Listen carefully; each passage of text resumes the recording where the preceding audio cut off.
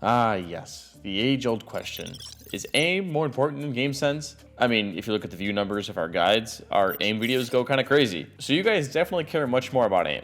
I mean, I can't really blame you guys. Insane flick aim aces are like definitely really flashy and a lot cooler to watch. But is being able to aim really more important than game sense?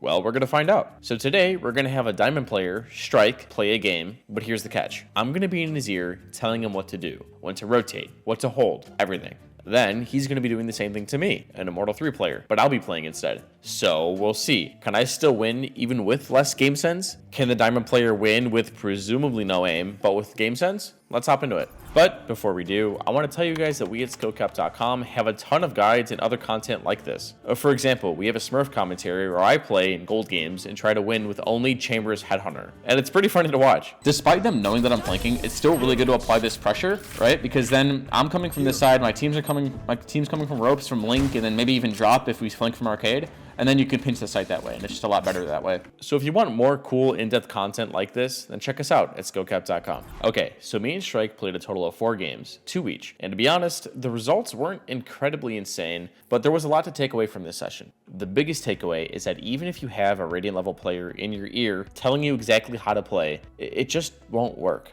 So I could tell my player to do one thing, but the way he responds to certain things is out of my control. For example, I could say push down C long, but if the enemy Sova were to start droning, I can't control exactly what my player does. I would try and swing and get one, which is the right play, but my player could duck into cubby and try and live and then just die. What I'm trying to say is that I can control the macro, but I can't control the micro. Valorant is full of small decisions to make, and even though I'm telling Strike what to do, I can't process information myself, tell Strike, then he has to process it, and then do it confidently, all in a short amount of time. Let me show you an in-game example. You want to play? Let's play. Now this is pull your blind out. Get ready to blind him. Just get out, yep. Alright, site's open for them. Go. Survive.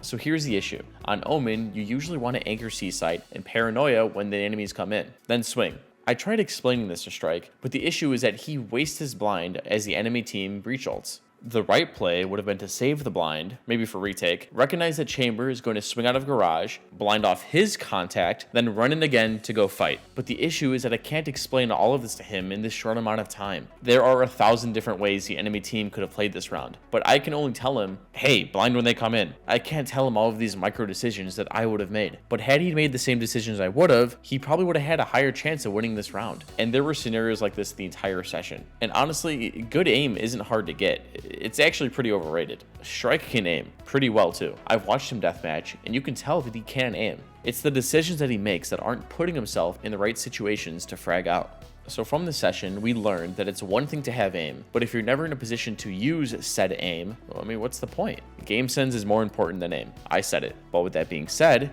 there are a ton of other things that we can take away from the rest of the session. Like here, check out this round. So throughout this game, I recognized that their chamber lurked almost every round. And especially in lower ranks, people tend to do the same thing round after round. And it's easy to pick up on their playstyles. This is why you can't be predictable, especially with lurks. When you play against better players, you're gonna get punished for this poor play. Here, let's watch the round.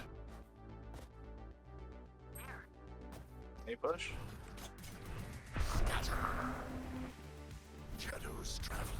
Careful because Chamber always likes to lurk. He could lurk through your B.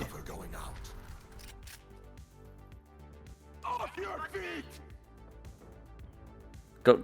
Yeah, you should go help them, but just be careful of this guy. Spike down A.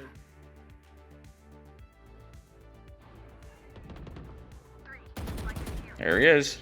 One enemy On remaining. cue. Had Strike carelessly rotated, he would have gotten punished by this chamber. You can still rotate on Haven through B as much as you'd like, but you need to be careful as this cubby and sort of outside of B is a common lurk spot. Concepts like this are easier to explain than others, as here, all I had to do was tell Strike to be careful. And this same lurking concept applies to other maps. Look at this clip from the Icebox game that Strike coached me through. Lurk maybe? Yeah. I don't know what we're That'll doing. work. I'm gonna mid lurk. Alright. Poison orb emitting. Walled it. Wall here.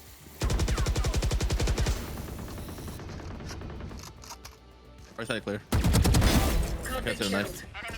I need to wait to drone. Give me 6 Poison's seconds. on. All Strike told me to do was to find a kill in mid, no other instructions, and it was my micro decisions that got me this frag. Because this enemy Viper was so careless as to how she was holding mid, I was able to capitalize off it. And now in future rounds, because of this, she's going to pay more attention to mid, allowing my team to hit sites harder. And I don't even have to be there. Now, something I can't explain as easy are concepts like timings. Here, watch this round. Protect your life. Thank you. Let's see. Fatal, you can see split. Tell Jet and Fade to go garage. Everyone else go see long. Fade go garage, right? Yeah, that's fine. Oh, Yeah, that's fine. That's You fine. want to play? Let's play. If you need Fade to dog this, you don't get opt. Oh, nope. smoke the garage window. Just reset. Just reset because no one's doing anything together. Okay, they're going. I guess just go. Okay, whatever. Oh!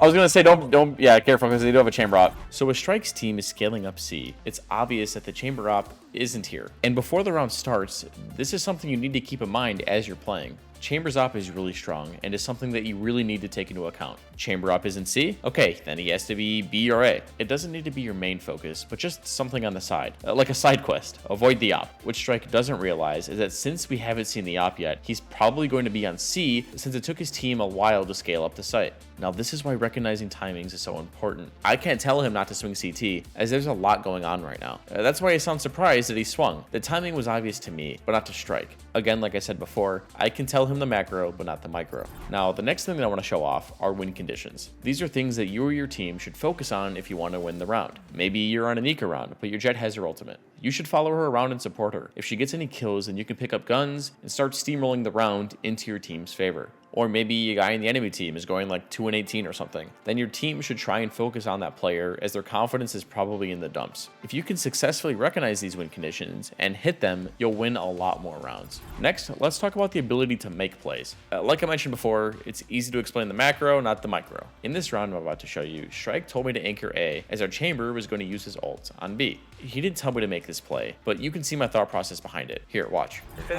What's the play? They have about, what, Need a drop. we get that fucking... If Chamber's gonna hold B, you can probably play more Play. towards A. Alright, I'm gonna play this round. Somebody walk down kitchen 2 this round. I'm gonna drone for mid. Maybe Randy, you wanna go fight that? Just going pop. Where does the KO knife go over here? Let's check them. Raze, you wanna push down kitchen 2? There. Get ignored, bro. I'm getting egoed. Yeah. Sit down, dummy. Viper all A, Fade IA. One mid. I have to take a step. Chamber's working up behind him. That's chamber got him. Couple A still. Still push him in. Dogging. I can't see him. Poison orb emitting. That's two for you. Spamming. Sniper close. You took my kill, you fuck. I'm sorry, bro. No! No! Strike! Strike! Get me out! Please! I want to go offline! One enemy remaining. No! No! We're canceling this session. Goodbye! Okay, yeah, I whiffed, whatever. But that's not the main focus here. If you watch my timing, I try to time my push with when my Sova was drawing attention with his owl drone. I found my timing, made my play, but just couldn't finish it, unfortunately. But even if I was coaching myself, I couldn't explain that to myself. This play was up to me to make, and it just isn't realistic to expect someone to do this, even if you're in their ear. So as I mentioned before, Strike coached me for about 2 games, but what he told me to do wasn't that in-depth, which is why I don't have a lot to show you from our games. But we talked about it after them. He told me that he struggled in the mid round and didn't know exactly what to say. But that's okay, as a lot of lower ranked players also struggle with the mid round. This is why sometimes you'll see low ranked players wander around in the middle of rounds for no reason. They just don't know what to do. But what I told him is that if he's ever confused in any round, his immediate priority is that he should go find a kill. This is a rule that my old coach used to tell me when I first started playing. If I'm ever confused, I should go find a kill. It's from these situations I could go back and figure out, hey, maybe I should do this next time. Or instead of going for a kill, I should have done this instead. Or maybe I could ask my teammate to flash here and hold here. Then maybe I could have gotten an easier kill. It's this thought process that will help you rank up quicker, more effective, and help you make those difficult micro decisions. decisions. But this was all just one of many in-depth guides that we have on our website though. Also, if you want a chance at having your VOD reviewed, be sure to subscribe to our website at SkillCapped.com. We also have tons of Radiant Smurf commentaries where we have Radiant players walking through exactly how to have the most impact possible in a bunch of different situations. It's also backed by a rank improvement guarantee, and the reason to do that is because we're just that confident that our service works. And if it doesn't work, then you shouldn't pay. So what are you waiting for? You got nothing to lose. Head on over to SkillCapped.com and get started on your way to the rank that you deserve. So hopefully this video clears up which is more important, aim or game sense. While having good mechanics is important, it's the game sense that's going to determine whether or not you'll be able to use those mechanics at all. Anyways, if you guys enjoyed the video, be sure to drop a like and subscribe to the channel down below. It really does help us out. And that's all for us. I'm Teets, and we here at SkillCapped want to thank you all for watching, and we'll catch you guys in the next one. Take care.